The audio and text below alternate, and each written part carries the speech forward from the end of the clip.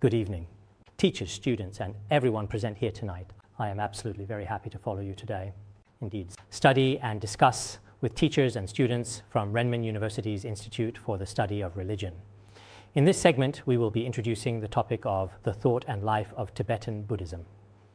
I would like to take this opportunity today. Before we begin, I would like to take a moment to first briefly talk to everyone here about the Tibetan Buddhist view of life. In fact, what we call Tibetan Buddhism is the teaching of Shakyamuni Buddha from India. The Dharma of Shakyamuni Buddha entered the region of Tibet. Over time, it gradually and steadily became a highly respected and deeply revered religion on the vast and expansive Tibetan plateau. For Tibet, Tibetan Buddhism has already been integrated into fields such as philosophy, sociology, and anthropology, as well as ethics, religious studies, and even the fields of medicine and life sciences. Therefore, in Tibet, Buddhism has already become an indispensable part of daily customs and practices, and has thus completely become the mainstream thought of Tibetan culture. This is equal to the period from the Spring and Autumn and Warring States to the Qing dynasty and above, like Confucianism Han areas. Some time ago, we held several Buddhist seminars with students from some of the most well-known universities in Tibet. The main schools are Southwest University for Nationalities in Sichuan, Northwest University for Nationalities in Gansu, Qinghai Normal University, and Sichuan Normal University, and also Sichuan Minzu University. There were about 350 university students, along with some teachers. We spent 7 days on this. Everyone engaged in in-depth discussions about Buddhist thought, as well as all the life issues that people are extremely concerned about today. At that time, I noticed that for the first time, many Tibetan university students, especially when compared to some Han Chinese university students, had different outlooks and perspectives on life and values.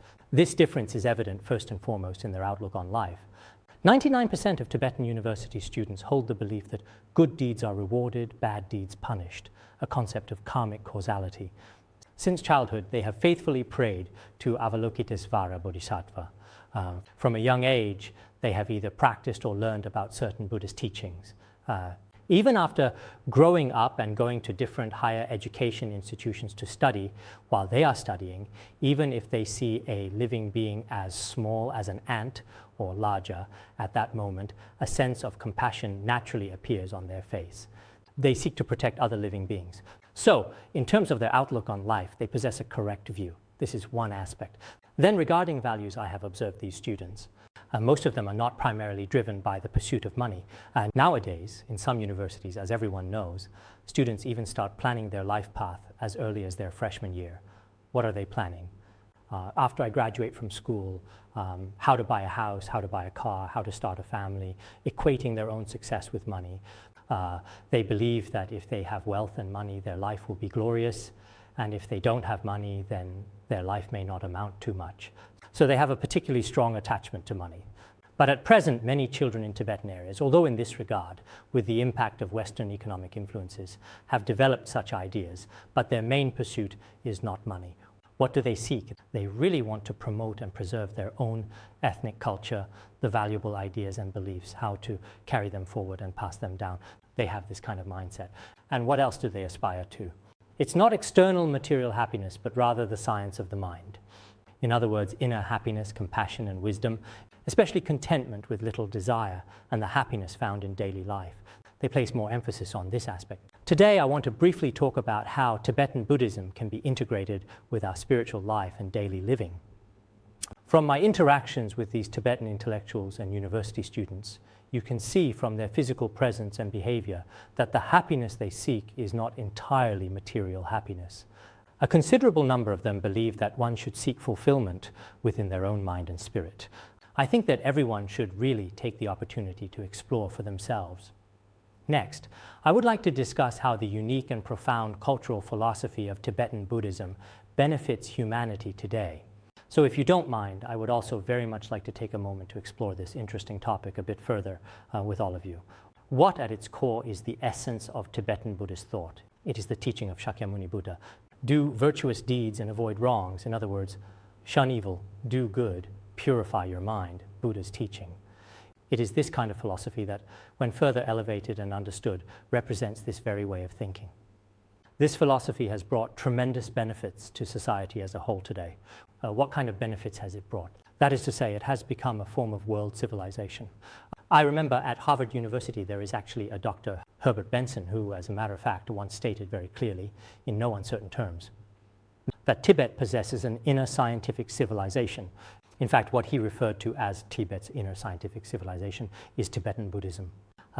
Tibetan Buddhism, some of the university students present here today may not necessarily know about it, but it is within Han Buddhist temples or among religious believers and intellectuals, there is in particular a particularly strong desire for it. Especially in Western countries, I have visited some myself, people give up their jobs and all their achievements and travel to the snowy plateau seeking the teachings of Tibetan Buddhism.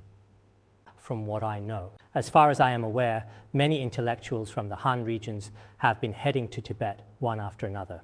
I once compiled a book titled Waves on the Sea of Wisdom. Waves on the Sea of Wisdom mainly discusses Tsinghua and Peking University and other Han region universities with their professors and students and how these intellectuals study Buddhism.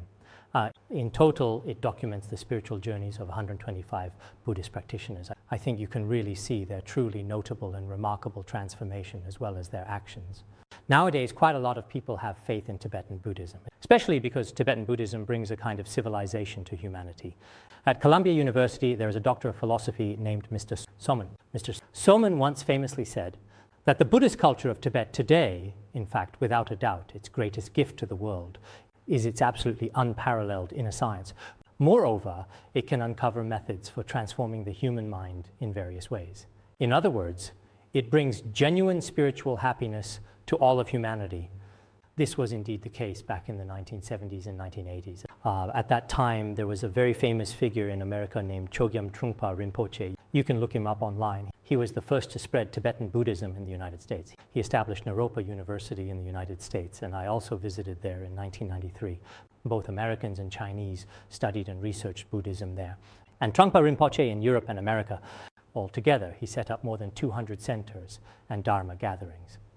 Within Dharma assemblies, the lifestyle, practice, and research methods of each group were all different. Even at that time, people from the upper echelons of the US government, including the White House, as well as other high-level individuals, were studying Buddhism. For the lower social strata, the hippies at that time, these people who used drugs every day and were constantly troubled, also received this kind of Tibetan Buddhist education. Later, throughout Europe and America, the teachings of Tibetan Buddhism became quite flourishing. The 16th Karmapa also spread the Dharma in the West after being invited there. So I feel that truly from a fair or objective perspective, when introducing Tibetan Buddhism, there are many exceptional remedies within it that allow our minds to attain health, happiness, and joy. This particular point is extremely important, or truly essential. Many scientists regard it as the most advanced form of psychology. There is a noted American psychologist. This psychologist's name is the renowned psychologist, Dr. Daniel Goleman. He said this: Tibetan Buddhism, a tradition and spiritual practice, possesses a magnificent inner scientific civilization. He said that he believes the most important aspect of Eastern psychology is, in fact, the Tibetan culture of Tibetan Buddhism. So many people really regard it as, from a scientific perspective, from a worldly perspective, the most supreme form of modern psychological science. Why do I say this, you might ask? Well, when I was a student, I was personally very interested in psychology and read a lot about it, including times when I couldn't find answers in psychology. I specifically bought The Science of Life, translated by Guo Moruo. Guo Moruo spent 15 years at the time and finally managed to translate it, 3 thick volumes. Especially in the later parts, it delves into explorations of soul studies, psychology, and botany. Of course, back then, I also felt that my own thinking was probably not mature enough. Back in school, I thought many problems were especially simple, but in reality, after entering society, that wasn't the case at all. But I think we really must. I personally feel that in this kind of social sphere, it truly is a supreme form of psychological science. I believe it will bring many real benefits to today's human society. Around us, we often encounter people who study Buddhism and some who are not devout Buddhists. But there are people who are willing to devote themselves to studying Buddhist thought. And after their diligent efforts and careful study, they come to understand some of the profound meanings within Buddhism. In this way, the inner happiness and inner peace they experience actually, in fact, far surpass the externally stimulating kinds of happiness. I think there are still many even more profound and incredible realms in Tibet, which I won't elaborate on here. In fact, if you truly go to Tibet and come to understand the generation stage, completion stage, and the preliminary practices of Tibetan Buddhism, then this will bring many genuine benefits to your mind and your spirit. Especially, what is truly unexpected and extremely rare for some people is this: all kinds of challenges in life during this lifetime can be easily resolved. And when you leave this world, there is a wondrous rainbow body attainment practice in Tibet. You may not have heard of the rainbow body attainment practice, but we have indeed already verified the existence of this phenomenon. Sometimes it feels truly incredible. Back in 1955, there was an elderly man in Dej, Ganzi Prefecture. This old man was very devout. He usually slept only 3 or 4 hours a night. He was not well off and daily carved Avalokiteshvara mantra. But later on, it was indeed at Manigangu in Deje that after he passed away, he attained the rainbow body and transformed into light. Many witnesses said this person had achieved the rainbow body. There was another case, probably around 1958. At that time, Tibet was undergoing liberation, with tremendous changes taking place. At this time, there was a Dharma master named Tsewang Rinzin. At that time, Tsewang Rinzin was imprisoned. He was brought to a public meeting to be criticized and denounced, when 5 people carefully escorted him to the audience. His legs were bad, so they let him ride a yak. On the way, a sudden strong wind blew, and after the gust of wind, the Dharma master began to rise higher and higher into the air. Many people only heard the sound, and later, when they arrived at the venue, they didn't dare to speak openly, so they had to say he died and was buried. Some of these people are still alive today. We have a Khenpo named Tsultrim Lodro. He made a special trip from Sichuan to Qinghai, and still a few people are alive. Some of them have reached advanced age since 1958. He went to interview them one by one, and at that time, many people found it especially remarkable. But there was nothing they could do. At that time, they didn't dare to admit it. Now they have no choice since it's a fact, and they've already told him. And back in 1998, in Shinlong, there was another one named the very highly respected Khenpo Achu. He also attained the rainbow body. A Dharma teacher of our institute went there and interviewed everyone present at the scene. It was confirmed. Of course, any unusual or extraordinary event in the world is real news once investigated and confirmed by journalists. But in Tibet, there are many such people. After practicing according to the principles of Tibetan Buddhism, all kinds of auspicious signs and various signs of accomplishment appear. This is a very common occurrence. No one finds it surprising. In Han Chinese regions, for example, there was the monk Jigong in the past. When an accomplished person appears, there are positive, negative evaluations of him, but he is a legendary figure in history. But in Tibet, people like this, those who achieve extremely rare accomplishments, are actually very, very numerous. Naturally, in this process, I also can't rule out that some people are just putting on an act in order to make a name for themselves or to achieve certain goals and gain wealth. They start out with various motives at first, and then engage in improper actions that don't follow the Dharma. Such phenomena may exist. But for the most part, genuine Buddhism does not have any such problems. We often talk to everyone about these things. This isn't a flaw of Tibetan Buddhism. Individual realization hasn't kept up. When a person's realization fails to keep up, such things are quite naturally bound to happen in any cultural system. Many eminent monks and great masters are in Han regions, and in many monasteries, most people feel that Tibet possesses a profound, subtle, and deep kind of a Buddhist system which possesses teachings, debate, and composition, as well as systematic study, contemplation, and practice, all in an organized and sequential manner. In every aspect, the transmission is complete and the history is long. Such a Buddhist system has been remarkably and perfectly preserved on the plateau. We are from the Han area, whether university students and also intellectuals who often feel that. Every time we hold a Dharma assembly, there are so many people coming. Because many people come, sometimes it creates difficulties for management and others. However, the goals that many intellectuals aspire to are different from ordinary people or religious followers. They are entirely distinct. First, intellectuals have a particularly strong focus on theoretical research. Second, they cannot easily believe in any subject without careful consideration. If there is truly solid evidence and reliable reasoning, they will still make an effort to accept it and also effectively integrate it into their own daily practice. I think this is the behavior of many wise people who understand the truth. In this way, even today, I believe that in many universities, including some professors and college students, why do they turn their attention to the Qinghai Tibet Plateau, this very sacred, pure, and ancient land? It is not without reason, nor is it baseless. There must be a very mysterious kind of attraction and connection here. So in the future, we should seek the truth with a very rational, fair, and impartial attitude. This is also the case with Buddhist thought. What is Buddhist thought? It is a great compassion and love free from bias. This great love does not see borders or ethnicities. It does not differentiate between high or low status or between wealth and poverty. It should be said that everyone has the right to receive this supreme, immaculate, and incomparable wish-fulfilling jewel of truth. It's just that for some people, it depends on their own merit, faith, wisdom, and so on. They may not necessarily be willing to accept this truth. This is something I wanted to share and introduce to everyone. Next, I just want to briefly talk to everyone about the third point. Whether you're studying Tibetan Buddhism or studying it academically, it is absolutely essential for everyone to establish a correct mindset. This is also called a philosophy of life, and it is very important.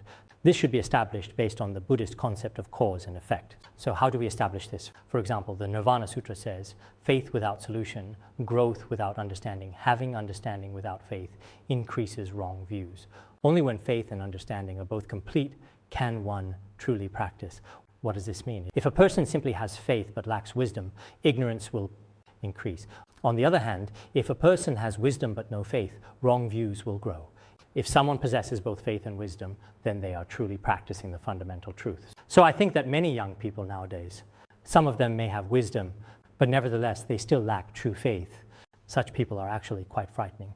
They have no concept of cause and effect, nor do accept by the law of karma. If someone only has wisdom, just think about it. How many people in higher education institutions commit suicide? When he graduated from college, they pursue their own interests and will stop at nothing, even harming others in the country. Not only do they fail to contribute to society, but they actually harm many people. In the end, they may spend their whole lives in prison, even if such people are intelligent. There are computer experts graduated from electronic universities. They are very talented and intelligent. But because they lack good character, they ultimately end up going down such a path themselves. There's also another type of person who has faith but lacks wisdom. This is called superstition. This kind of superstition exists not only in Buddhism, but actually also in science. Once I saw a professor from Beijing Normal University who goes by the name Tian Song, as he is commonly known. He wrote an article called The Superstition of Science and the Science of Superstition. It's not a long piece. Inside, he discusses some really very good principles. Our faith is a kind of mindset. We shouldn't think that when others burn incense and worship Buddha, it's just superstition. Burning incense and worshipping the Buddha has its own religious philosophy and rituals and its meaning. Some people recite Amitabha Buddha, chant sutras, wear monastic robes, or do anything else. There is a profound meaning and deeper intention behind it. It's not entirely just superstition. If you don't understand this principle, including scientists and some leaders, as mentioned here, leaders actually know nothing about crops, but they believe what they're doing is scientific. If they start deceiving the public based on their imagination, this is a kind of scientific superstition. In fact, this kind of superstition actually exists in everyday life. Any superstition that lacks wisdom should, in any circumstance, be completely abandoned. We should establish a correct outlook on life and thinking. Having the right mindset is extremely, extremely important for a person. Therefore, in Buddhism, there is a very great Buddhist scholar named Aryadeva. Aryadeva is famous for the 400 verses on the middle way. I think many of you in the Institute of Religious Studies should have studied this. This is extremely crucial. It says here, and right here, it is better, in fact, to break the precepts than to cause any harm or damage to right view. It means that even if you violate some of the precepts in Buddhism, if you break the precepts, you can repent and correct your mistakes. But what is most important? Your thinking must not go wrong, and your views must never go astray. If your views are completely inverted or wrong, if wrong views arise, then truly in this society, just as it is described in the Buddhist scriptures, you will fear no future or avoid evil. If you are not afraid of future consequences, not afraid of cause and effect, you will commit all kinds of evil deeds. You must establish a truly correct view. If you want to establish right view, when the right view gradually grows and develops, Ignorance, in turn, will slowly and steadily diminish. When your right view becomes stronger and your correct thinking is established, in your mental continuum, the greed, anger, arrogance, jealousy, and all kinds of anxieties in your mind, these sufferings will gradually decrease. It's just like when the brilliant sun rises, the darkness is slowly dispelled. Therefore, it is very important for us to establish genuine right view. Of course, to develop such right view, on one hand, we need to rely on teachers and rely on the guidance of Dharma teachers in our daily lives. This is very important. In addition, relying on your own observational meditation is also very important. I remember, as I recall in the Buddhist scriptures, there is an ancient story about eliminating wrong views through the well-known practice of reciting the Buddha's name, as found in the sutras. In the past, there was a Shakyamuni Buddha, not the present one, and during that era, there was a famous monk named Bhikshu Dingzizai. At the same time, in that country, there was a prince named Prince Jinchuang. But Prince Jinchuang was usually extremely arrogant. No matter what he did, he never really took others seriously. His own wrong views and misconceptions were also quite frightening. Later, Bhikshu Dingzizai suggested that he go to a temple to pay respects to a stupa. After he went, he truly saw an incredibly majestic Buddha statue inside the stupa. When he saw the magnificent Buddha statue, he felt an incomparable joy arise within him. He told the bhikshu, "Today I saw a Buddha statue inside the stupa. Seeing how magnificent the statue is, the true appearance of the Buddha must be even more majestic." After hearing this, the Dharma teacher asked him to recite Namo Buddha aloud. He was told to recite. He followed and chanted. After chanting that night in his dreams, the Buddha appeared and blessed him. When he woke up, all the wrong views and arrogance that had been in his heart were completely eliminated. From then on, due to this karmic bond, he would never develop wrong views in countless future lives. Instead, he would be reborn in good realms. So I think for some intellectuals, perhaps it is just a chance encounter, but your destiny can fundamentally change because of it. This also depends on your own karmic connection with the Buddha. Some people encounter a Dharma teacher's teaching. As a result, your path ultimately gains some new strategic goals. Because you have met a truly excellent teacher, and through the teacher's guidance and education, perhaps your life really does reach a particularly positive turning point. At Fudan University, some of their students, including those from Africa and the United States, when they came to China, they said, "Other kinds of knowledge we can learn elsewhere. But we came here mainly to study Eastern culture. And within Eastern culture, the main focus is on religious thought. Among religious philosophies, they feel that they should study Buddhism, especially Chinese Chan Buddhism, as well as other schools of thought." I have met such students, and I really agree with them. Because if they have a strong and unwavering faith in their daily lives, when they enter society, it truly does give them a really new perspective.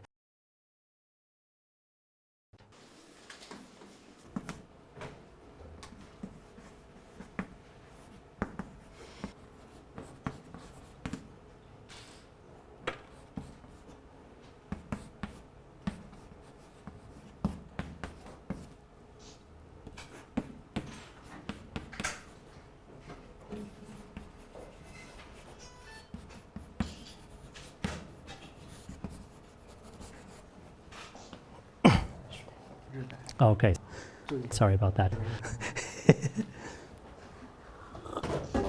Even the Dharma teacher's cup is wearing clothes. Oh.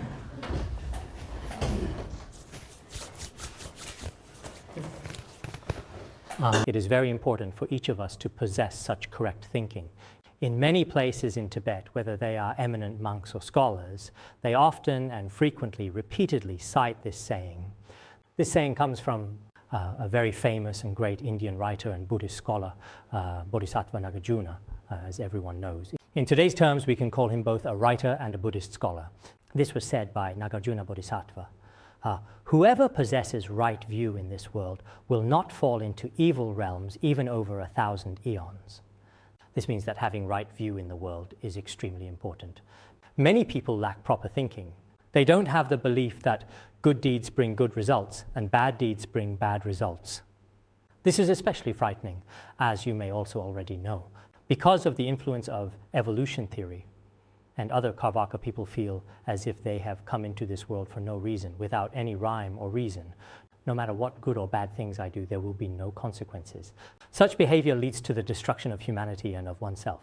If someone truly possesses a kind heart and this kind of right view, this right view is very important. We often say, is your view correct or not? If one possesses such a right view, then according to Buddhist teachings, over millions of eons, they will not fall into hell, hungry ghost realm or animal realm. Or, if in this very life, someone establishes an especially correct way of thinking, they will not fall into lower realms in this lifetime. Therefore, I sincerely hope that everyone can establish a particularly good and correct outlook on life. This is absolutely extremely important. Next, I would like to talk to you about the fourth point, this correct view of cause and effect. In fact, it can completely withstand scientific scrutiny and does so reliably without any issues or concerns. The conclusions reached by science, as everyone should know, are mostly inferred through instruments and human senses. Therefore, if we place too much faith in science, it may not always have a positive effect on humanity in certain matters. So where does the greatness of Buddhist thought manifest? It should be said that it lies in its compassion and wisdom. In these two aspects, I truly feel they are quite unique. One is compassion, which means caring for others, and the other is wisdom, true wisdom, which comes from experience and reflection. I think this should be because it's compassion, which is not just about feeling genuine pity for humanity, but also extends to all living beings, regardless of their species or origin. This is something that is very difficult, if not impossible, for any other religion or philosophy to reveal.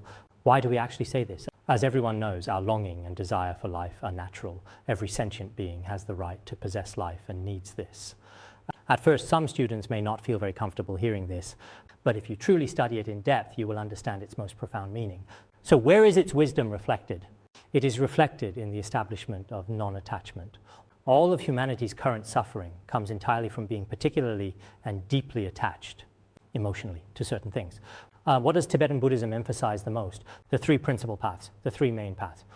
What are the three principal paths? The first quality is known as the mind of renunciation, which refers to a mental attitude that willingly lets go of attachments and desires, seeking freedom from worldly cravings. Another is Bodhicitta, the awakened mind. Those who have studied religion probably all know about Bodhicitta. And the other one is the wisdom of no self, which was just mentioned here.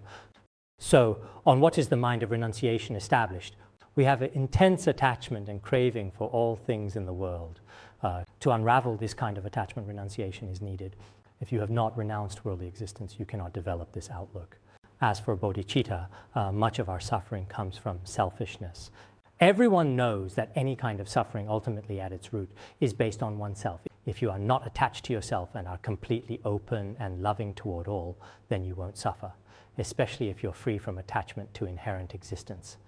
If we can truly give rise to these three kinds of mindsets within ourselves, from the Buddhist perspective, this is a state of complete enlightenment and liberation. And from the perspective of worldly matters, you are entirely free. This should be considered the very highest state. You could put it that way. In the end, we should understand that on one hand, this can be fully verified by science. In the past, there was a particularly renowned scholar in Tibet named Gendun Chompel. He once stated very clearly that whether it is Buddhism's view on the origin of things, the practice of the path, or the merits attained as the final result, these three, when faced with science, are nothing to be ashamed of. In fact, their actual validation by science has laid a very solid and firm foundation. Therefore, whether it is this view of cause and effect or Buddhism's perspective on life and the universe, all of these can be drawn upon in any field within the scientific community, truly. In the past, the very famous German philosopher Nietzsche also said in his writings that the only truly empirical religion in the world is Buddhism. Truly empirical. Buddhism is something that can be completely verified. It is not quite as we might imagine. Every single theory in Buddhism can, in principle and in practice, be fully verified. There is also a modern Chinese scientist, an accomplished individual named Dr. Shen Jiazhen, who also said, "I am a scientist and also a Buddhist. I am interested in science and equally interested in Buddhism." In his view, science and Buddhism are unified as one. He truly believes that they are, in fact, one and the very same. So whether it is many scientists or theorists, when their perspectives are combined, they do not conflict with the views of Buddhism. In many areas, what science had not yet fully verified at the time, later on could truly be revealed through Buddhism. Some people today still look at Buddhism with a sense of rejection or view it with a sense of contempt. I think this is a kind of shame for oneself. It is an expression of one's ignorance, and it's unnecessary. If you truly do not accept or believe in Buddhism, faith is a freedom even in Buddha's time. But if you think their views are unreasonable, especially in front of Buddhists, you can engage in intense debate. In particular, in Tibetan Buddhism, everyone is constantly trained in debate settings. Through this kind of training, on one hand, many of your own doubts and much of your own ignorance can be resolved on the spot. I often think sometimes, whether it's in top universities in the Han region or in many philosophy departments, there should be a debate model established, like the one in Tibet. With such debates, many issues can be put on the table for open and thoughtful discussion. After debating within one's own mind, one can truly give rise to a very pure wisdom. So I think everyone should establish a genuine understanding of cause and effect. This is extremely important. Moreover, such a comprehensive and well-founded perspective can easily withstand any and all scrutiny, as well as thorough examination by modern civilization. Finally, I would like to say here that recently, in various places, there have been many disasters, mainly the earthquake in Japan. In the face of these disasters, how should we as intellectuals respond? We may need to be mentally prepared. I'm not saying that humanity will face some ultimate catastrophe that wipes everything out. Such statements are a form of fear-mongering, and I do not endorse them. Whether from Buddhist cosmology, anthropology, or sociology, no matter from which perspective we try to deduce it, there won't be a completely catastrophic disaster, as some people often claim or suggest. It's just that the negative karma created by people is extremely, extremely severe. From the Buddhist point of view, when we try to explain it, it's possible that various natural disasters and personal misfortunes may occur. When such things happen, perhaps from the perspective of worldly education, just like this time in Japan, I noticed that in the face of these disasters, they remained quite calm. They were unhurried and composed. Although they might feel fear, they still face it very earnestly. This is closely related to their usual education and training. I have also been to Yushu after the earthquake there. During the Yushu earthquake, I noticed that from a young age, they all received education about the impermanence of cause and effect and the suffering of samsara. They were courageous during natural disasters. At that time, many psychologists and experts from around the world came there. They all found it remarkable and wondered why these people were so resilient. No one committed suicide, and no one was in unbearable pain or unable to cope. Even where families were destroyed, only 1 or 2 people were left behind, they still had the courage to go on living. I believe this is because, from a young age, they have been exposed to the Tibetan Buddhist view of life and death and have had relatively systematic experience and practice in this regard. Finally, I think that even in the face of such disasters, the kind of situation described in 2012 would simply not occur either. But what is quite rare here is that although it is a kind of drama and also an illusory deception, in the end, ultimately, the legendary Noah's Ark is placed on the vast Qinghai Tibet plateau. Perhaps through different interpretations, it allows many people in the world who have experienced various personal inner disasters or all kinds of natural disasters in the world to face these catastrophes indeed, if wise people go to explore and observe. Tibetan Buddhism will uniquely radiate the light of wisdom and altruism and ultimately reveal its brilliance in all its glory. I think that today, perhaps I've basically shared some of my thoughts here in a simple way.